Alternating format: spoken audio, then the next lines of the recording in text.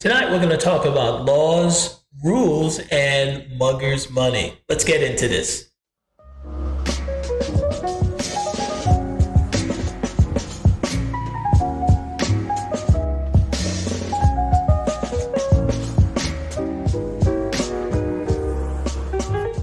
Hello, everyone. This is Keith. Welcome to the Ghetto Sapien channel, your home of inner city intelligence.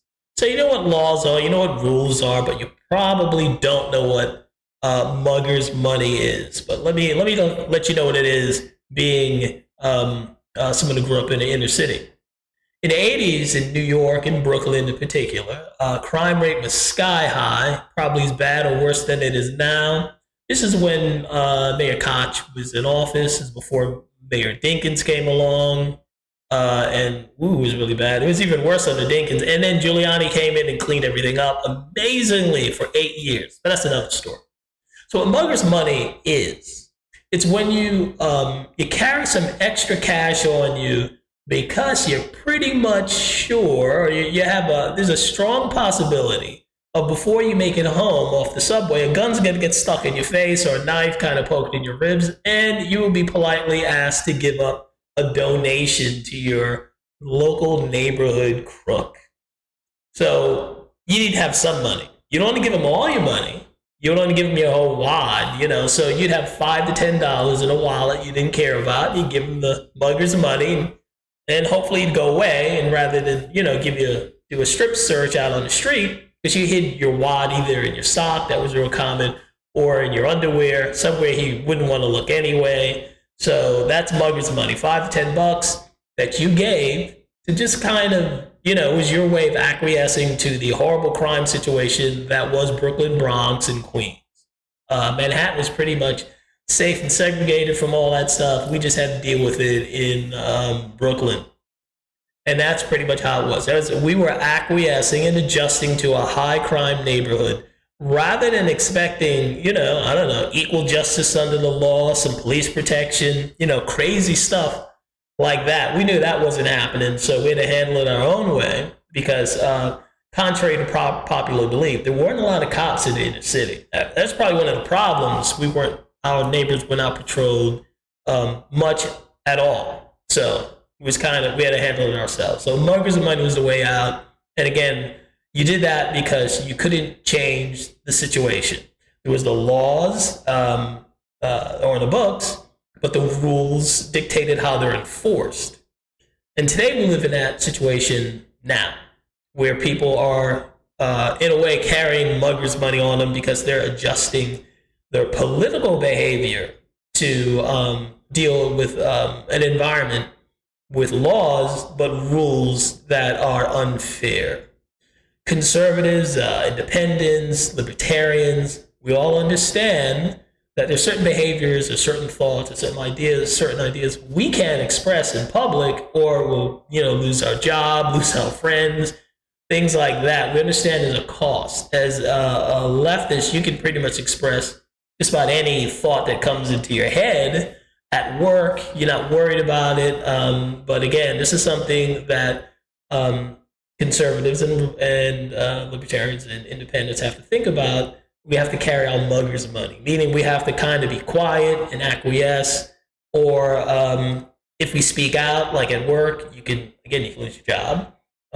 During the COVID lockdown, they were forcing people at work that they had to take their shot. That wasn't legal. That was a rule. There was no law that came out. There was a rule being implemented.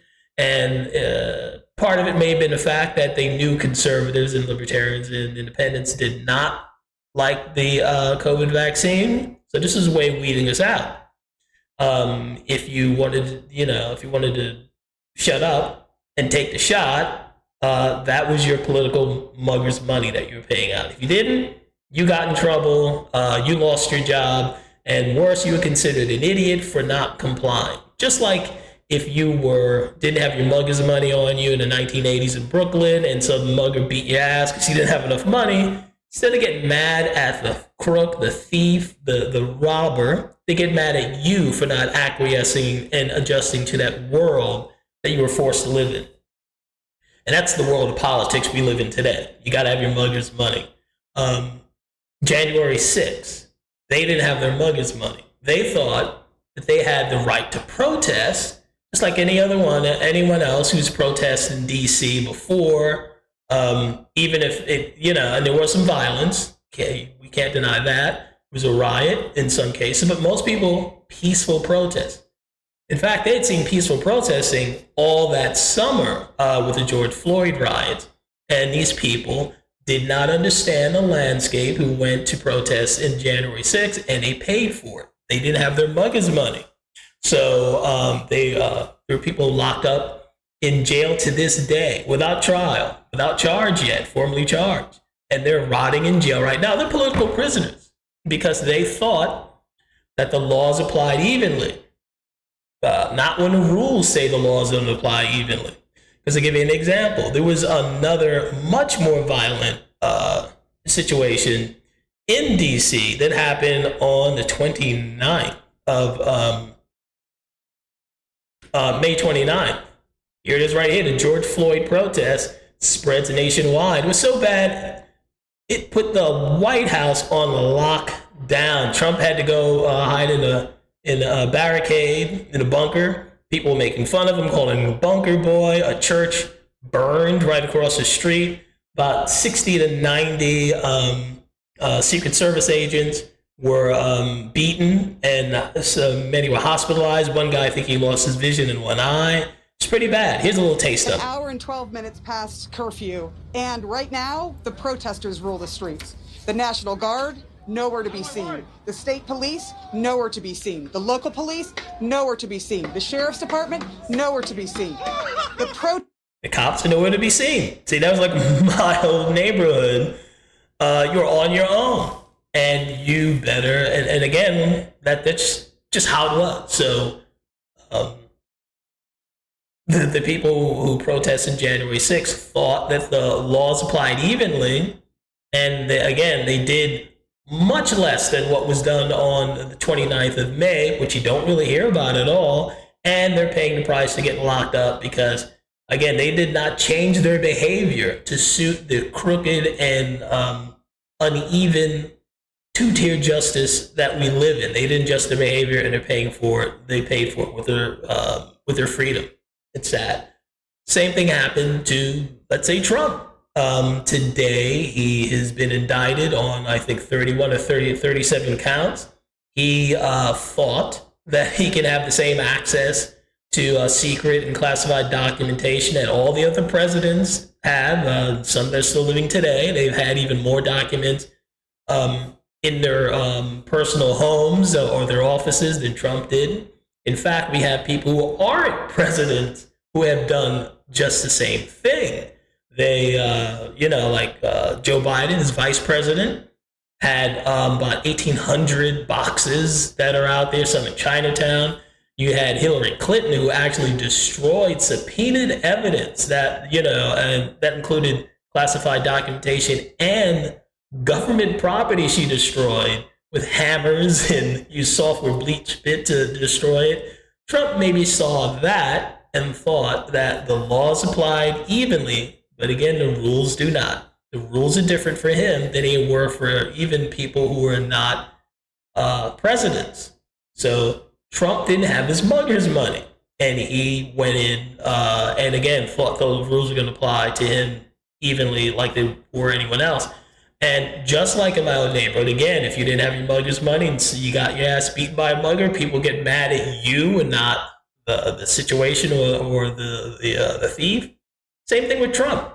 They're conservatives and Republicans who are mad at Trump, saying you should have known better. They weren't going to treat you like anyone else. You knew they were keeping your eye. They were watching out for you, and now you're in trouble. That's the situation we live in today. Trump didn't pay his mugger's money. He didn't carry his mugger's money. In short, he didn't adjust his behavior to suit the current environment, so it's his fault. It's not the people who are treating him unjustly. It's his fault. He should have known better, blah, blah, blah.